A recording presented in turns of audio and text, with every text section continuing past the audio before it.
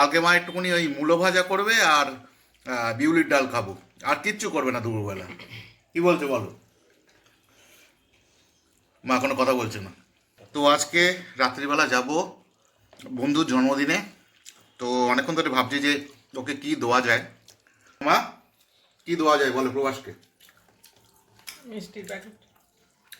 মা বলছে মিষ্টির প্যাকেট। তা এর আগেও তাই দিয়েছিলাম, তাই দেবো। ওদিকে প্রবাস আবার মিষ্টি খেতে খুব ভালোবাসে। আমার মূলো বলেছি বাবুজি বাজার আনিস না বলেছি।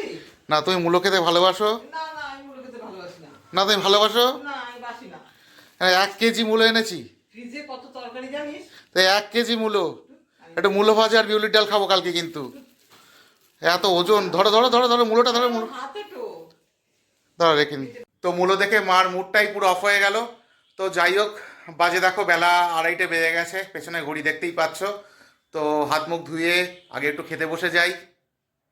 তো মা দুজনের ভাত বেড়ে নিয়েছে, আমারও ভাত বেড়েছে, মার ভাত বেড়েছে, সুন্দর করে অনেকগুলো ভাজা করেছে। দেখছি কি কি আছে একটু দেখে নিই।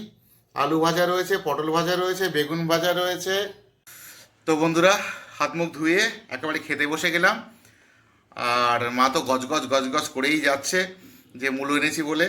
বলছে ফ্রিজ ভর্তি সবজি, মূলো কোথায় রাখবো, অত মূলো কে খাবে, এই সমস্ত কথা। তো যাই হোক, খেতে থাকি।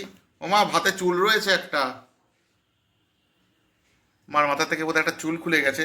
এই দেখো হ্যাঁ, আমার চুল ওই ফেলে দিয়েছি। তো যাই হোক, একটু আলু ভাজা দিয়ে ভাত খাই আগে, দারুণ লাগে। তো আজকে মা খুব সুন্দর একটা ডাল করেছে দেখো, ধনে পাতা দিয়ে মুসুরির ডাল।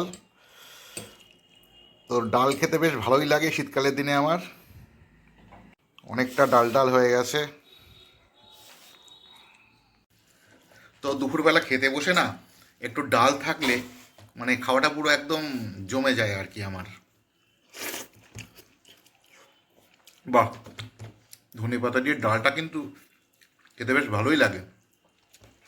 একটু পটল ভাজা, বেগুন ভাজা, আলু ভাজা, অনেক রকম ভাজা করেছে মা, যার জন্য ডাল দিয়ে খেতে বেশ ভালোই লাগছে।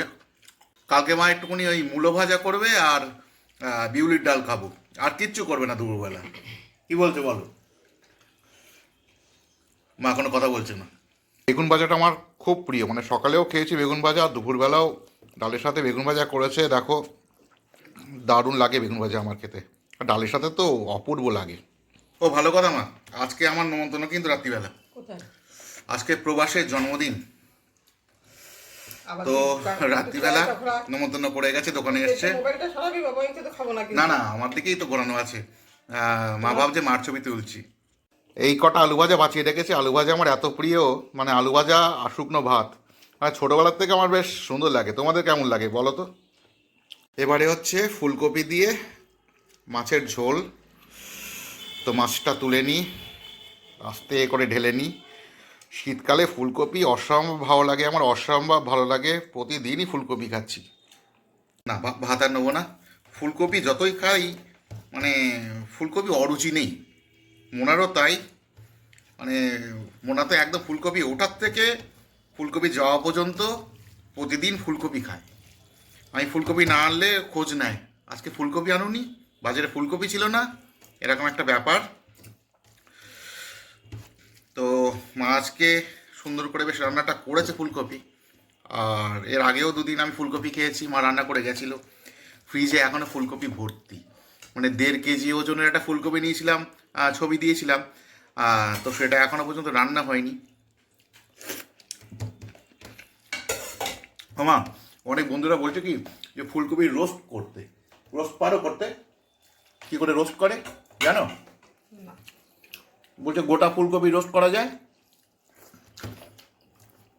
তাহলে একদিন ওই গোটা ফুলকপি রোস্ট করে তুমি আর আমি আর্ধেক আর্ধেক করে খেয়ে নেবো, তাই তো বন্ধুরা? ঠিক আছে। কেন, কি আছে?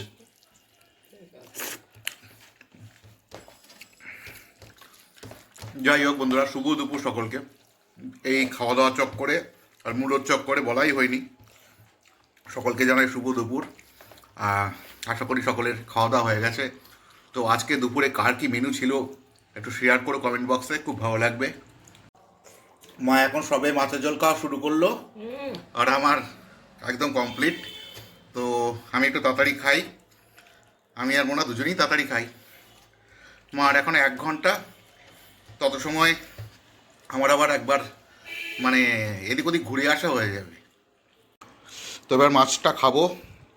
এটা মাছের দাগার পিস, আর মাছের না এই এর চামড়াগুলো, এগুলো আমার বেশ ছোটোবেলা থেকেই খেতে খুব ভালো লাগে। আর এইখানটা একটুকুনি চৌড়ি মতো থাকে, দারুণ লাগে। তোমাদের কেমন লাগে বলো?